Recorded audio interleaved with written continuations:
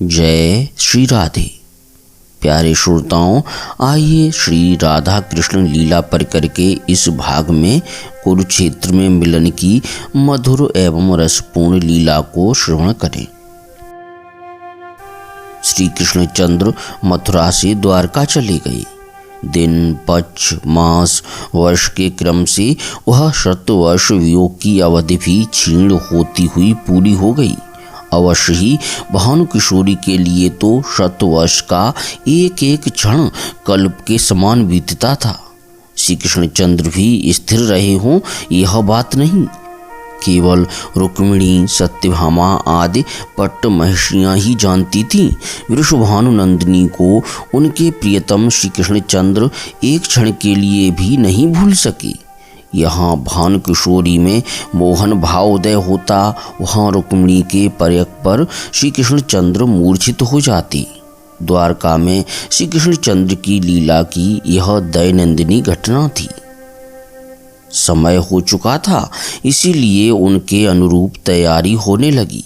श्री कृष्णचंद्र ने यदुकुल की सभा में कुरुक्षेत्र जाकर सूर्योपराग का स्नान करने का प्रस्ताव रखा। सदल बल यदुवंशी कुरुक्षेत्र की ओर चल पड़े। उसी मुहूर्त में व्रजराज नंद ने भी समस्त पुरवासियों के सहित ग्रहण स्नान के लिए वहीं जाने का विचार किया तथा जब उन्हें यह सूचना मिली कि श्री वसुदेव श्री कृष्णचंद्र को लिए वहां आ रहे हैं, तब तो फिर क्षण भर का भी विलंब न करके वे चल पड़े। सखियों के सहित भानु किशोरी भी चल पड़ी। चलते समय किशोरी के मार्ग में शुभ शकुन होने लगी। बायस गह गहात शुभबानी विमल पूर्व दिश बोली। आखिर उसी तीर्थ पर एकांत में श्री राधा किशोरी एवं श्री कृष्णचंद्र का मिलन हुआ। आह, उस मिलन को चित्रित करने की सामर्थ्य तो वाग्वादिनी सरस्वती में भी नहीं। वे इतना ही कह सकती हैं, राधा माधव भेंट भई, राधा माधव माधव राधा, कीट भृंग गते होए जुगई। माधव राधा के रंग राचे, राधा माधव रंग गई। माधव राधा प्रीति निरंतर, रसना कहे न गई। दूसरे दिन द्वारकेश्वरी रुक्मिणी श्री कृष्णचंद्र से पूछती हैं, बूझत है रुक्मिणी पिय इनमें को वृषभानु किशोरी। नैक हमें दिख रहा वहो अपनी बालापन की जोरी। परम चतुर जिनकी ने मोहन अल्प वयस ही थोरी। बारे तेज यह पढ़ायो बुद्धि बल कल विधि चोरी। जाके गुण गन गुथते माल कबहूर ते नहीं छोरी। सुमिरत सदा बस तही रसना दृष्टि न तो तुमोरी। सजल नयन हुए श्री कृष्णचंद्र संकेत कर देते हैं, वह देखो जुब तन में ठाड़ी, नील बसन तनु गोरी।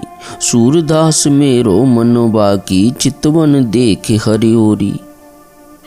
अपने हृदय का समस्त आदर भानु किशोरी को समर्पित कर द्वारकेश्वरी उन्हें अपने स्थान पर ले आई।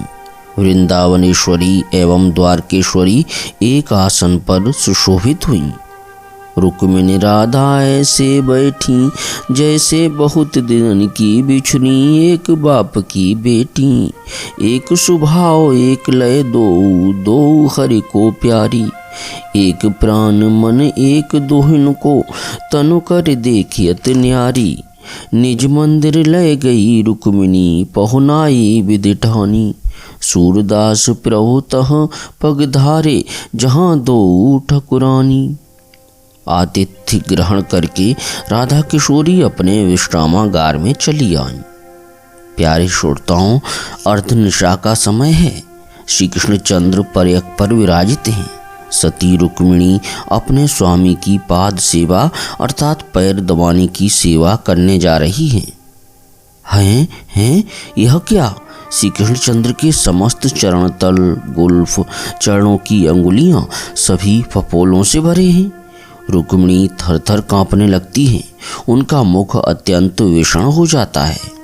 मेरे स्वामिन, बताओ नाथ, कहाँ आग थी, कहाँ तुम्हारे पैर पड़ गए?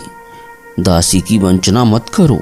रुक्मिणी ने श्री कृष्णचंद्र के दोनों हाथों को अपने हाथ में लेकर कातर स्वर में यह पूछा, किंतु उत्तर के लिए श्री कृष्णचंद्र उन्हें टालने लगे। भीष्मक नंदिनी भी बिना जाने छोड़ने वाली न थी। द्वारकेश्वरी से हार मानकर आखिर श्री कृष्णचंद्र को अपने पैर जलने का सच्चा हेतु बताना ही पड़ा। वे संकुचित हुए से बोले, आज भानुकिशोरी तुम्हारा आतिथ्य ग्रहण कर रही थी, उनकी छाया पड़कर तुम भी मतवाली हो गई थी। उमंग में भरकर तुमने परम सुस्वादु विविध पदार्थ उन्हें खिलाए, अमृत के समान परम मधुर सुवासित जल पिलाया, पर दूध पिलाना भूल गई। फिर मेरे संकेत पर तुम्हें स्मरण हुआ, मधुराति मधुर दूध तुमने उन्हें फिर से जाकर स्वयं पान कराया। उनके प्रेम में तुम अपने आप को भूल सी गई थी। तुमने यह नहीं देखा कि दूध अधिक उष्ण तो नहीं है, पर वास्तव में वह दूध आवश्यकता से अधिक उष्ण था। भानुनंदिनी को यह पता नहीं कि तुम उन्हें क्या पिला रही हो। तुम पिलाती गई, वे पीती गईं। उनके हृदय में मेरे ये चरण नित्य वर्तमान रहते हैं। वह उष्ण दूध मेरे चरणों पर ही गिर रहा था, उसी दूध से जलकर ये फफोले हुए हैं। ओह, जिनके हृदय में श्री कृष्णचंद्र के चरण भावनामय नहीं, वास्तव में ही साक्षात रूप से नित्य विराजित रहते हैं, उन भानुकिशोरी के प्रेम की तो मैं छाया भी नहीं छू सकती। द्वारकेश्वरी मूर्छित होकर पर्यक पर गिर पड़ी। भानुकिशोरी से मिलने पुनः श्री कृष्णचंद्र आए। देखा किशोरी ललिता से कुछ पूछ रही है। छिपकर सुनने लगे। प्रिय श्रोताओं, किशोरी यह कह रही थी, सखे प्रियतम श्री कृष्ण वही हैं, कुरुक्षेत्र में मिल भी गए तथा मैं राधा भी वही हूँ।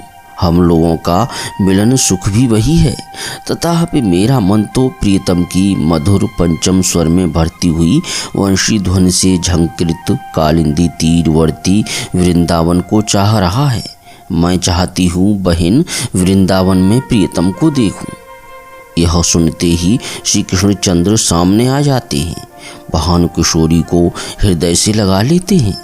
क्षण भर में ही कुरुक्षेत्र का अस्तित्व विलीन हो जाता है, उसका चिन्ह तक अवशिष्ट नहीं रहता। वहाँ तो अब वृंदावन है, प्रिया प्रियतम मिल रहे हैं, रसमयी कालिंदी प्रवाहित हो रही है। जय जय श्री राधे।